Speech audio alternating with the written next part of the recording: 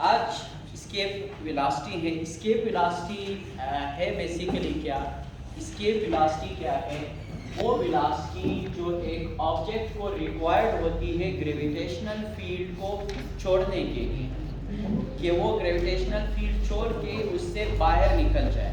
ठीक है, तो इसका definition, the velocity required by an object to leave the gravitational field is called escape velocity. इसकी value जो होती है, v स्केप की वैल्यू जो होती है दैट इज 11.2 किलोमीटर पर सेकंड। 11.2 किलोमीटर पर सेकंड इसकी एग्जैक्ट वैल्यू होती है।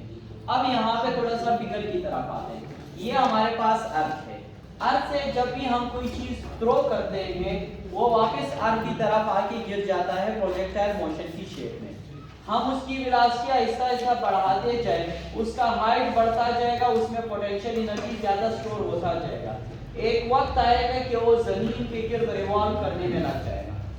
ठीक है, जैसे जैसे हम बढ़ाते जाएंगे, जिस पॉइंट पे ग्रेविटेशनल फील्ड की वैल्यू जीरो हो, जिस पॉइंट पे ग्रेविटेशनल फील्ड की वैल्यू जीरो हो जाए, अगर हम ऐसे वेलोसिटी दे दें कि वो ग्रेविटेशनल फील्ड से बाहर निकलकर स्पेस में चला जाए, उस वक्त उसकी जो वेलोसिटी होगी that velocity is called escape velocity. ठीक है, अब उसका इक्वेशन हम कैसे निकालते हैं, जैसे जैसे आप उसको इनिशियल वेलोसिटी देते हैं तो इनिशियल वेलोसिटी मींस उसमें काइनेटिक एनर्जी स्टोर हो जाती है। काइनेटिक एनर्जी पहले से होती है ना, जब आप उसको इनिशिएट करते हैं उसके अंदर कुछ न कुछ काइनेटिक एनर्जी होती है। काइनेटिक एनर्जी किस फॉर्म है, उसका अपना मास है। ठीक है, और उसको आप इनिशियल वेलोसिटी देते हैं तो उसकी काइनेटिक एनर्जी बन जाती है। जिस एनर्जी से, जिस काइनेटिक एनर्जी से आप उसको इनिशिएट करते हैं ऊपर की तरफ, तो वो काइनेटिक एनर्जी इसमें पहले ही से स्टार्ट से होती है। अब जैसे जैसे वो ऊपर जाता है तो उसकी काइनेटिक एनर्जी कम होती है। सपोज आपके हाथ में एक गेंद है, आप उसको ऊपर फेंकते हैं। जब आप ऊपर फेंकते हैं तो ऊपर फेंकते वक्त बॉल जिस वक्त आपके हाथ से छूटेगा उस वक्त उसकी स्पीड सबसे ज्यादा होगी।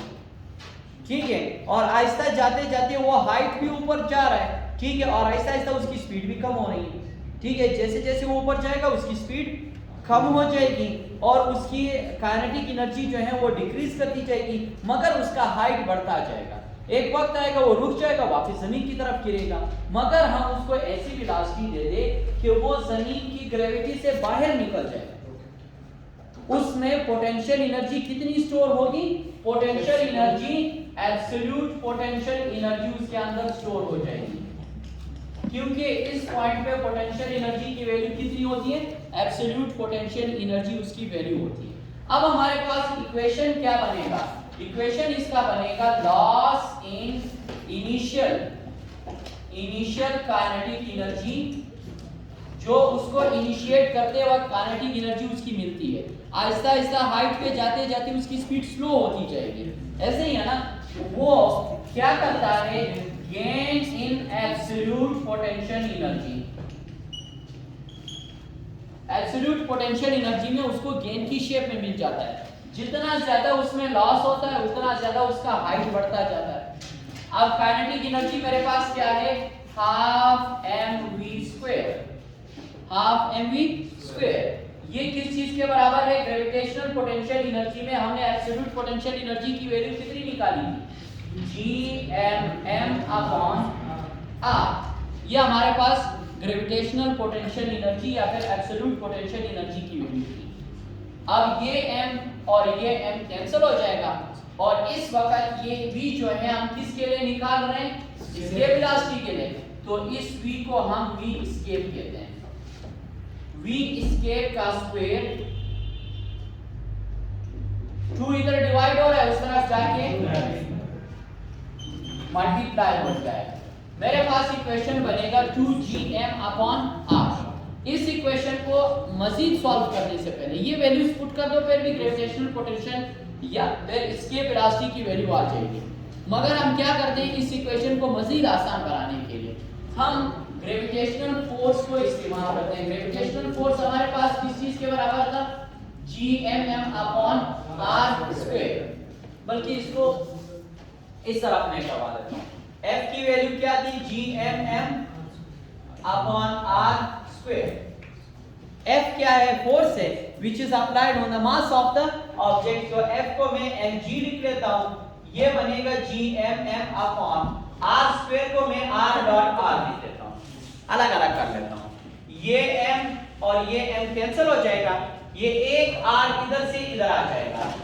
gr is equal to gmm upon r। ये मेरे पास क्या वैल्यू है? gm upon r। यहां पे मेरे पास क्या वैल्यू है? gm upon r। इस gm अपॉन r को हम gr से रिप्लेस कर देते हैं क्योंकि ये दोनों आपस में इक्वल है। जब ये दोनों आपस में इक्वल है तो मेरे पास v स्केप कितना बनेगा? इज इक्वल टू 2 अपने जगह पे gm अपॉन r की जगह पे gr। What is g? g is gravity, r is radius of the earth. तो v की इसके ऊपर भी स्क्वायर रूट, इसके ऊपर भी स्क्वायर रूट, ये स्क्वायर रूट और स्क्वायर कैंसिल हो जाएगा। v स्केप की वैल्यू क्या बनेगी? 2 मल्टीप्लाइड बाय 9.8 into 10 की पावर 6.4 into 10 की पावर 6 अंडर रूट। इसकी वैल्यू जब निकालोगे ये बनेगा 11.2 किलोमीटर पर सेकेंड। ये हमारे पास v स्केप की वैल्यू बन जाएगी। क्लियर?